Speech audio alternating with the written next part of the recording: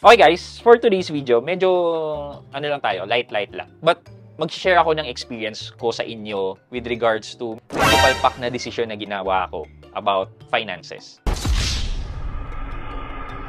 So, I'm not sure if you are all aware na last May, bumili kami ng bahay or nag-sign up kami for a housing loan. Nagbayad kami ng down payment and then eventually, September, naka-move in na po kami. However, kasama ng pag-move in, ang daming gastos. Ang daming gastos. Sabi ko noon, mag-move in lang kami. Kung ano yung gamit namin dito, dadali lang namin. Mali ako. And hindi ko alam na ganun kalaki ang mga gastusin. So, ang ginawa ko is, nangutang ako. Pero mali ang way ng pangungutang ko. Share ko po yan sa inyo ngayon. Baka may mapulot po kayong aral or strategy kung paano nyo mapapagaan or sulit sa pangungutang. So, samahan nyo ako. Pag-usapan natin yan. Sit back and let's discuss. Coming right up.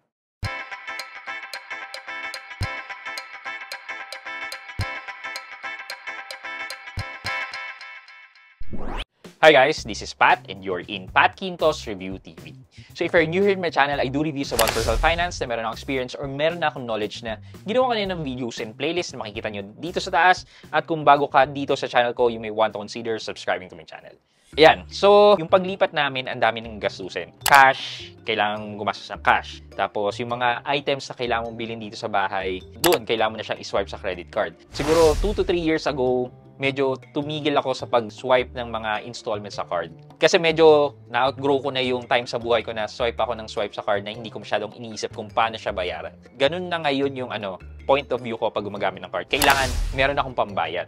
Pero dahil nga sa paglipat namin ngayon, medyo naisantabi ko muna yon dahil kailangan maging convenient yung paglipat namin. Una na dyan yung pagbili namin ng air conditioner. Kasi yung nirerentahan naming bahay before is meron, kaya pagdating namin dito, medyo nagrereklamo ang aking mga chikiting na mainit. Kaya isa sa napagkasunduan namin is bibili kami ng aircon. And dahil naman may credit card ako, yun na lang po ang gagamitin ko. Which is mali yung way ng paggamit ko. Ang ginawa ko is ginamit ko yung isang credit card ko, yung BDO ko, sa pagbili ng 2.5 horsepower na aircon. Para yan sa sala and yan nagkakahalaga yan ng around 55,000 pesos. And kinuha ko siya in installment for 24 months. Hindi po talaga siya 0%. Meron siya naging additional na interest. Naisip ko, okay na lang siguro at least staggered ang pagbabayad ko.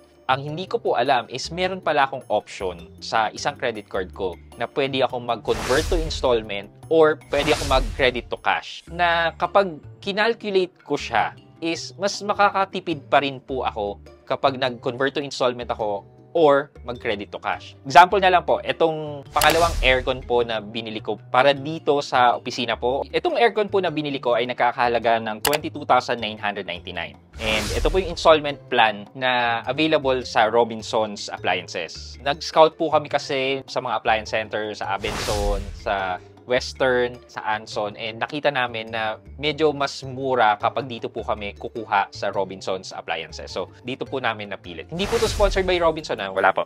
Inutang ko po to gamit ang aking mga credit card. Gamitin po natin yung 24 months na nakalagay dito. Okay, so sabi po dito sa 24 months, 1,250. I-multiply po natin to by 24. Lumalabas po na 30,000 po ang total kasama na po yung interest. Ibig sabihin po niyan, i-minus ko po yung 22,999, meron po siyang interest na 7,001 pesos sa loob ng 24 months or 2 years. Ito po yon. Medyo tama na po ang ginawa ko dito sa pangalawang aircon na binili ko. Kasi po, ang ginawa ko po ay in-straight purchase ko na lang po siya gamit ang credit card ko, BPI credit card. And then from there, may option po ako na i-convert to installment po siya. Yung convert to installment na interest rate po ay same as credit to cash na interest. Ito po, 22,999. Pwede ko po siyang i-convert to 48 months, 24 months, 18 months, and 12 months. So, let's say po, i-convert ko po siya ng 24 months po. Ang babayaran ko lang po dito ay 1,116.98. Kung i-calculate po natin yan, 1,116.98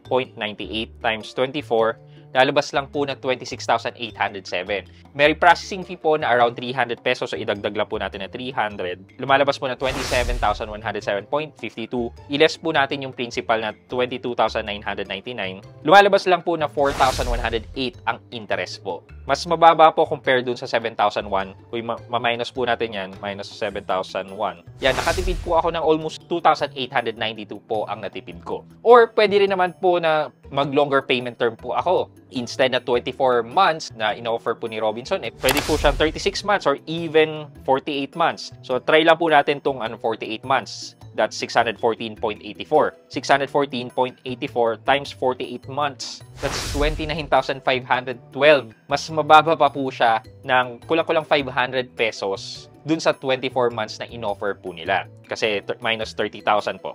Mas mura pa po siya ng 487 and then mas mahaba. So kung ako po yun, talagang 600 pesos sa isang buwan, masyadong magaan na po yun para sa akin. Pero para sa akin po, okay na po yung 24 months, mas nakatipid pa po ako. Pero let's say 12 months lang po. That's 2,098.28. 2,098.28 times 12, lumalabas lang po na 25,179.36. Minus po natin yung 22,999. 2,180 lang po ang interest. Idagdag po natin yung 300 para makuha natin yung APR. Divide po natin by 22,999. Ang interest rate po niya ay 10.78% lang po per annum. Di hamak po na mas mura in 12 months. Kasi kung kukunin naman po siya as installment sa loob ni Robinson, ang babayaran po dyan ay 2,458 times 12. Yan, 29,496. Ang layo po. Compare nyo po yan sa 25,179 in 12 months. Di ba po? I've learned my lesson. Kaya for the big ticket item, I have the option to have a credit to cash or convert to installment na di hamak na mas mababa ang interest versus sa pagbabayad in installment sa mga appliance center or gadget center. Though guys, disclaimer lang po, meron naman po talagang mga promotion, itong mga credit card mismo and yung merchants na nagbibigay po talaga sila ng 0% interest. Tipong kung ano po yung cash price, yun din po ang installment price. So, you may want to calculate and check din po talaga kung saan po kayo mas makakamura. Just in case lang na hindi kaya magbigay ng 0% interest talaga or tipong sabihin nila, Kapag cash price yan, may discount. so ang gawin niyo po, kung may credit card po kayo, mag-calculate po kayo kung magkano ang aabutin, kung i-convert to installment niyo po yan or i-credit to cash niyo po at cash niyo na lang babayaran. Baka po kasi talaga mas makakatipid kayo kung ganung route po ang gagawin nyo and hindi po yung direct na installment sa mga merchants. Yeah, so basically, yan yung learning ko na gusto kong malaman nyo at ma-share sa inyo. Lalo na sa mga may access sa mga credit card, i-check nyo po talaga yung mga offer sa inyo. Baka pwede nyo i-grab just in case na may bibiling kayong mga items, so on and so forth. Okay, for our question of the day, dahil lang pinag-usapan natin ay maximizing the benefits, di ba? Na-try nyo na po bang i-maximize yung isang lending service, credit card, or buy now, pay later, Atome, para mag-create ng panibagong opportunity to earn more money? Tipong pwede sa business na pag-isipan nyo na po ba na manghiram na gamitin tong mga lending service na to para mag-create ng panibagong income para sa inyo? And if so, kamusta po? Let me know sa comment section sa baba at may chance po kayong manalo ng 1,000 pesos sa ating weekly GCash giveaway.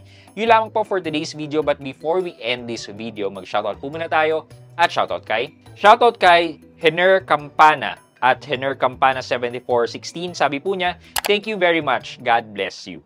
Kay Hener Campana, thank you very much din po and maraming salamat sa panonood at pagsuporta ng aking mga videos at ang aking channel. Maraming salamat po. I hope you like this video. Leave a thumbs up and if not, wala nang problema dyan, but continue to support me by subscribing to my channel by clicking the subscribe button and also the bell button sa tabing subscribe para makareceive ka ng latest notification sa lahat ng upload ko. Again guys, this is Pat Quinto and you're in Pat Quinto's Review TV. Bye-bye!